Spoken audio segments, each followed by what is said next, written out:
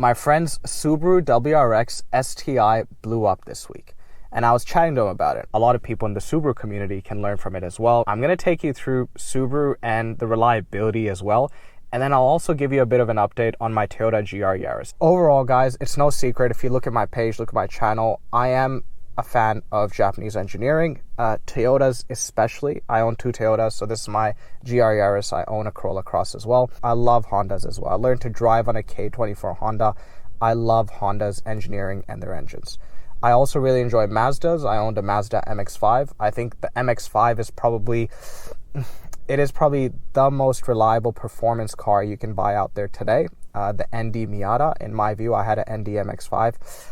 Not much to go wrong there, guys. It's basically the Camry version of a performance car. And I really enjoy Suzuki's as well. I owned a Suzuki Swift Sport. Really solid cars, especially in Australia. The reputation's great.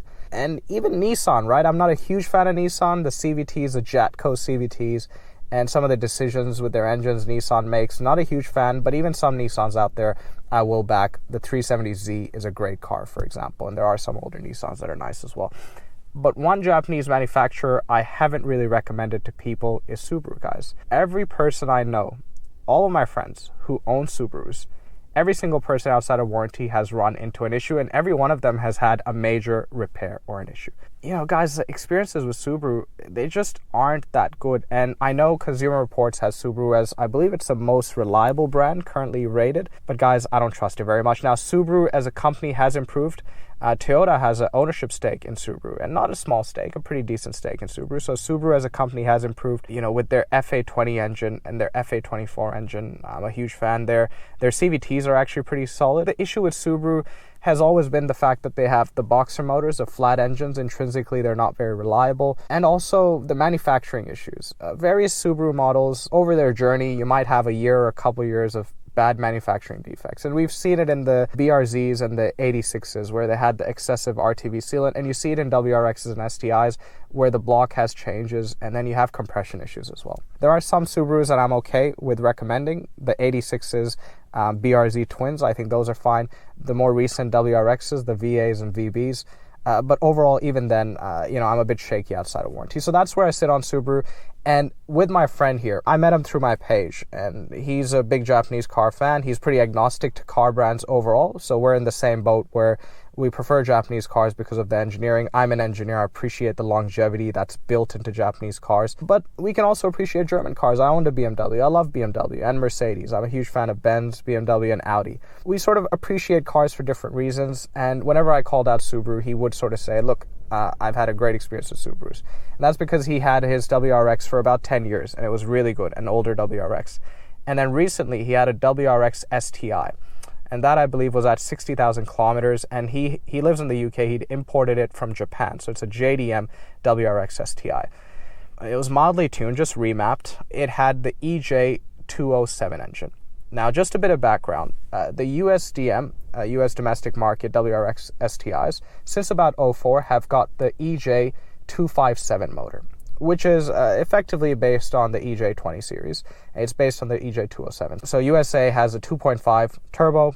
Japan, in their WRX STIs, gets a 2-liter turbo. They both make about the same amount of power. EJ257 has better low-down torque, and the 207 has better rev range to play with. In fact, it's got 1,000 RPM higher red line, and it really pulls in that red line. Subaru fans out there, a lot of them prefer the EJ207, the Japanese engine, the JDM engine, and that can be rose tinted glasses. And my friend here, he also really had faith in his motor. He knows of the reputation of the EJ257 WRX STIs. They're loved by enthusiasts, have great resale value, great all-wheel drive system, front and rear locking diffs, but they're not really known for their reliability, especially when tuned.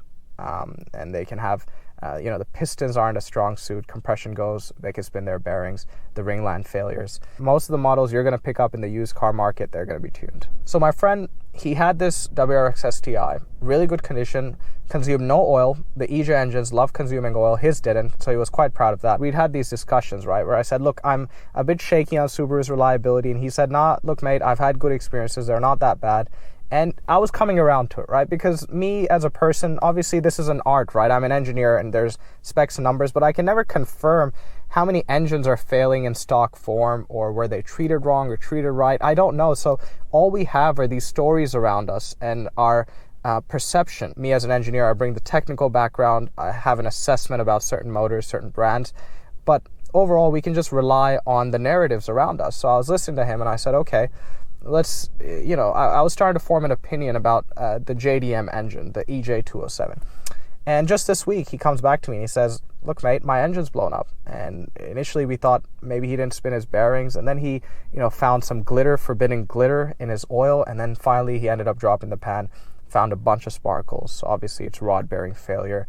That motor's toast. All that oil then runs through the engine, runs through the turbo. So it's a complete overhaul. You can't get that engine going again without spending proper money. The better solution mostly is to just put a new motor inside of it. One of the things I will preach is you don't need a snake to bite you to understand it's a snake. If it rattles like a snake, if it slithers like a snake, if it looks like a snake, it's a snake, right? You don't need to get bitten by the snake to say, okay, actually that's a snake. And unfortunately, many people out there who will get bitten by a snake, i.e. their car will lose them a ton of money and it'll blow multiple engines and transmissions, and they'll still think their car is reliable. It's not. It's okay to say you're emotionally attached, that's different, but the snake has shown you its true nature. So overall, I wasn't happy to hear this news at all, right? I don't want to see any of us go through that. I went through that with my BMW. I lost more than $10,000 on my BMW between repairs and depreciation and all the jazz I had to do with my BMW. So I don't wish that upon anyone. And I was sad to see because I was coming around to Subaru. And I said, how has this changed your perspective? He said, I still love Subarus, but I can't trust the brand ever again. He said to me, he's looking at what to do in terms of whether he puts a new engine in, but whatever he does, he says he's going to get rid of the car because he can't trust the brand. I have a lot of people who will come up and say, I've got a Subaru or a BMW or Audi, and I've never had to do a timing chain on an Audi. I've never had to do cams on a Benz. I've never had to do bearings on a BMW. And I say that's fine, guys. I don't think any car out there is guaranteed to fail. In fact, I think most of these cars are not failing. It's about probability. I, as an engineer, understand that it's all about probability and managing your risk. With a Subaru, the likelihood is up. With a BMW, the likelihood is up. With the Audi, Mercedes, likelihood is up. With those European brands, the consequences are quite catastrophic because if you do spin bearings or do whatever, the labor rates and parts are really expensive in foreign markets. I'm in Australia, expensive. With the Japanese cars like Subaru, yes, your likelihood is up, but parts and labor aren't as bad. So, the risk is still a bit lower, but it's there. Now I want to talk about my GR Yaris and how I feel about it. And today's update, I want to compare my GR Yaris to those rally cars, the WRX STIs and the Evos. And the very first thing I'll say about the GR Yaris, it's like having your rally cake and eating it too. Mitsubishi doesn't make the Evo, the Land Evo anymore. Subaru doesn't make a true WRX STI anymore. They're not homologating any cars. The GR Yaris is the only homologation special out there today that you can own and have it under warranty. For fans of rallying, is this as good as those rally cars were? Debatable, right? I probably think the Evos and the STIs in their heyday were, much more exciting and there was more glamour around them. But for today's era, for Toyota to be here with a homologated car and for it to be relatively affordable in some markets, in Australia, I would say it's quite affordable. I think that's a win for enthusiasts. So that's number one. I think if you're a rally fan, if you're into that culture, I think a GR Yaris is a great thing. It's a great option that's available for us out there today. That's number one. Number two, reliability. What do I think of this reliability versus your Land Evos and your STIs? That's a bit more complicated and my views on this are evolving. I think the Mitsubishis have always done better with tuning. Overall with rally cars, despite how connected they are with the tuning culture, which they are very much, it's synonymous, I think despite that, rally cars don't respond well to tuning. There's a huge tuning support for WRX STIs, but time and time again, all bets are off when you tune your Subaru. And I think it's the same with the GR Yaris. In stock form, this is probably the most reliable rally car to exist. Okay, maybe there's some favoritism here, but that's how I feel about this car. I think it's very robust. I've got 55,000 kilometers on mine. I have a lot of faith in Toyota. But if I tune this GR Yaris, I think all bets are off. I would lose faith. And I owned this during warranty period. I still don't know how I would feel with it outside of warranty, but that's why these updates are here and I'll keep you in the loop. Number three, I want to touch on the Japanese tuning culture. Now, there was a time, guys, where if you're a tuner, you were looking at your Hondas, at your Mitsubishis, at your Subarus, and your Toyotas, and your Nissans. There was that tuner culture. Everyone knew if you wanted to do tuning, you do it to Japanese cars. And it's different now, guys.